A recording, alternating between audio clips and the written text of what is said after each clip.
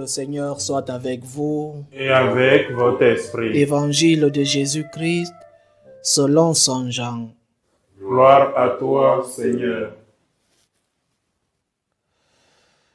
En ce temps-là, Jean le Baptiste se trouvait avec 2 de ses disciples.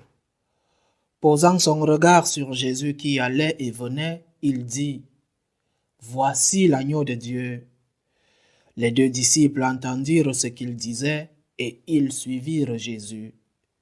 Se retournant, Jésus vit qu'ils le suivaient et leur dit : « Que cherchez-vous ? » Ils lui répondirent : « Rabbi, ce qui veut dire maître, où demeures-tu ? » Il leur dit : « Venez et vous verrez. » Ils allèrent donc, ils virent où il demeurait et ils restèrent auprès de lui ce jour-là. C'était vers la 10e heure, environ 4 heures de l'après-midi. André, le frère de Simon-Pierre, était l'un des 2 disciples qui avaient entendu la parole de Jean et qui avaient suivi Jésus. Il trouve d'abord Simon, son propre frère, et lui dit : « Nous avons trouvé le Messie, ce qui veut dire Christ. » André amena Pierre avec Jésus. Jésus posa son regard sur lui et dit : « Tu es Simon, fils de Jean. Tu t'appelleras Képhas, ce qui veut dire Pierre. » Acclamons la parole de Dieu. Louange à toi, Seigneur Jésus. Dans cette page de l'évangile de Saint Jean, nous lisons la narration de l'appel des premiers disciples du Seigneur. Comment ces premiers ont rencontré Jésus et l'ont suivi. Ces 2 premiers étaient des disciples de Saint Jean le Baptiste et le Seigneur a reçu de Saint Jean ce cadeau de lui céder 2 de ses disciples, peut-être possiblement les 2 meilleurs de ses disciples. Mais quelqu'un devait le dire, quelqu'un devait signaler qui était Jésus. Quelqu'un devait dire au peuple, donner le nom que Saint Jean donne à notre Seigneur aujourd'hui. Et ce nom qui pour un juif était très significatif parce que ce nom faisait allusion aux prophéties. Et pour les juifs qui attendaient le Messie, les prophéties de l'Ancien Testament, de la Torah, étaient très importantes et très significatives.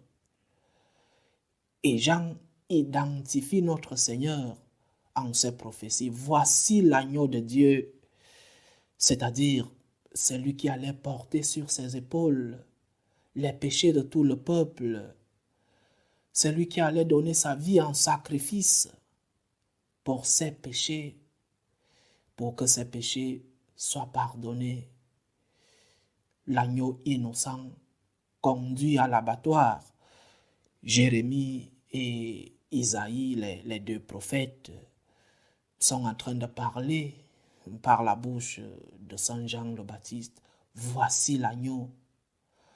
L'agneau, celui-là qui allait porter nos péchés, les péchés de ce peuple. Voici l'agneau. Ce Jean-Baptiste, l'évangile est de Saint Jean l'évangéliste. Ce Jean-Baptiste fait un travail, une mission importante, une mission qu'on ne peut pas payer, mais qui le fait aujourd'hui, qui accomplit la mission de signaler l'agneau de Dieu aujourd'hui, qui est celui qui dit aux autres, voilà Jésus qui passe. Aujourd'hui, qui est celui qui le fait sans chercher un intérêt? Qui est celui qui signale le Christ au milieu de nous? Voilà Jésus, c'est l'agneau de Dieu. Suis-le, donne-lui ta vie. Je crois que nous avons tous la responsabilité d'être des Jean le Baptiste qui signalent, qui montrent la présence de Jésus autour de nous, qui disent aux autres, voilà Jésus, donne-lui ta vie, Suis-le comme ces 2 premiers disciples l'ont suivi. Suis-le. N'aie pas peur de le suivre. C'est vrai qu'il te dira des choses qui seront difficiles pour toi, qui seront des mystères que tu ne comprendras pas, mais il le fera pour ton bien. Voilà l'agneau de Dieu, voici l'agneau de Dieu, suis-le. Il est présent autour de nous. C'est le Christ qui passe dans ta vie, dans ces événements heureux de nos vies et dans ces événements aussi douloureux. Le Christ est de passage dans ta vie. Il est de passage à travers cette personne qui te donne un conseil. Écoute. Il est de passage dans ces personnes qui sont proches de nous, nos grands-parents, nos parents qui nous ont transmis la foi, les prêtres de nos paroisses. C'est Jésus qui parle, c'est Jésus qui est de passage. Il est de passage dans le temps qui passe. Ne le laisse pas passer. Suis-le. Il te dit, Saint Jean-Baptiste te dit, voici l'agneau de Dieu. Voici celui qui vient enlever tes péchés. Voici celui qui vient pour te suivre, pour te sauver. Ne le laisse pas passer. Ne laisse pas que le Seigneur s'éloigne de toi. Parce que tu pourras dire, je le suivrai demain.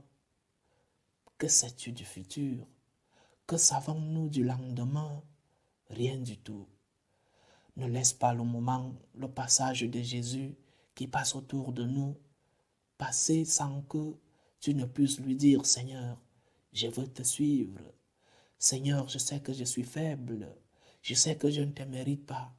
Mais permets-moi de te suivre, Seigneur. Parce qu'il n'est pas venu pour les forts. Il n'est pas venu pour les justes, pour les saints. Il est justement venu pour nous qui avons besoin de consolation, pour nous qui sommes faibles, pour nous les pécheurs. Il est venu pour nous sauver du péché. Il est venu pour que nous puissions nous aussi poser nos têtes sur son côté. Il est venu pour que nous lui disions, Seigneur, me voici, sauve-moi, je ne te mérite pas, Seigneur. Que serait-il arrivé si Jean le Baptiste n'avait pas signalé le Christ? Que serait-il arrivé si André et l'autre disciple n'avaient pas suivi Jésus? D'abord, personnellement pour eux, personne ne les connaîtrait aujourd'hui. Jean n'aurait pas écrit son évangile, les lettres, l'Apocalypse.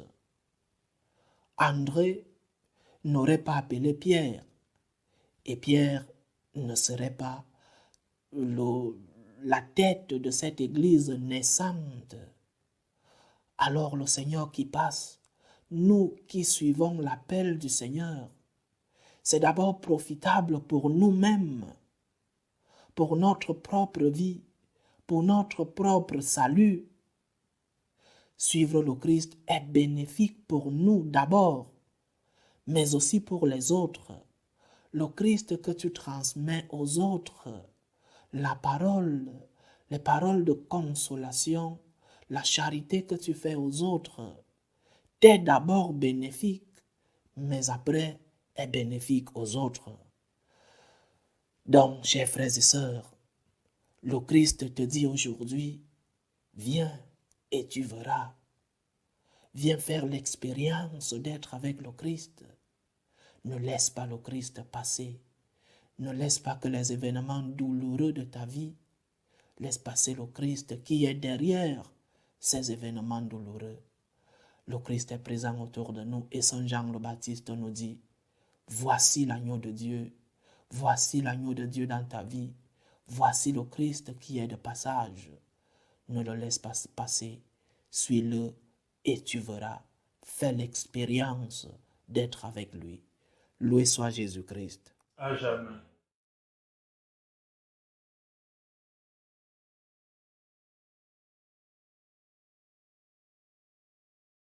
Chers frères et sœurs, en ces jours où le Sauveur notre Dieu a manifesté sa bonté et son amour pour les hommes, Faisons monter vers lui nos prières. Pour la Sainte Église de Dieu, pour le pape, les évêques, les prêtres, et pour tout le peuple des baptisés, prions le Seigneur. Seigneur, écoute et prends pitié. Pour la bonne marche du monde, pour la paix dans le monde, pour que finissent les différentes tensions, les différentes guerres entre les peuples, prions le Seigneur. Seigneur, écoute et prends pitié. Pour tous ceux qui souffrent de la faim, de la maladie, de la solitude, pour tous ceux-là qui sont dans des épreuves et qui nous demandent des prières, pour que le Seigneur lui-même soit leur réconfort, prions le Seigneur.